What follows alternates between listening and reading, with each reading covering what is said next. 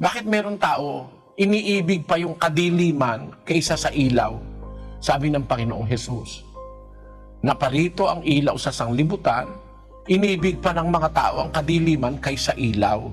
Ang ibig lang ipakita, mga kababayan, meron talagang mga tao, imbis ihilig yung sarili doon sa kabutihan, mas gusto nila yung kasamaan.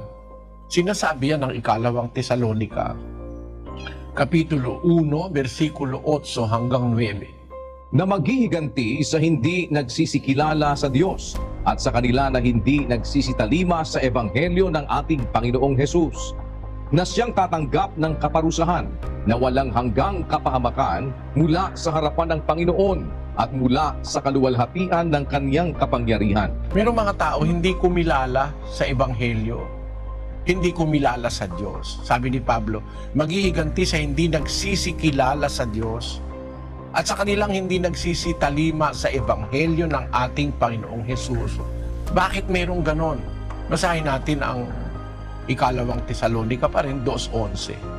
At dahil dito'y ipinadadala sa kanila ng Diyos ang paggawa ng kamalian upang magsipaniwala sila sa kasinungalingan, upang mangahatulan silang lahat na hindi nagsisampalataya sa katotohanan, kundi nangalugod sa kalikuan. Maliwanag na hindi sila nagsisampalataya sa katotohanan, kundi nangalugod sila sa kalikuan.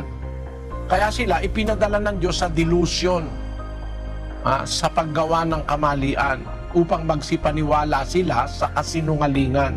At yan ay hindi mahirap maunawa, nakikita natin yan sa pang-araw-araw na buhay.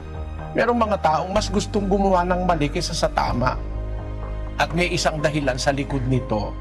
Ang mga taong ito, nahibuan ni Satanas, nakumbinsi ni Satanas na manggagawa ng lahat ng kasamaan. Sa ikalawang Timoteo 5, versikulo 15.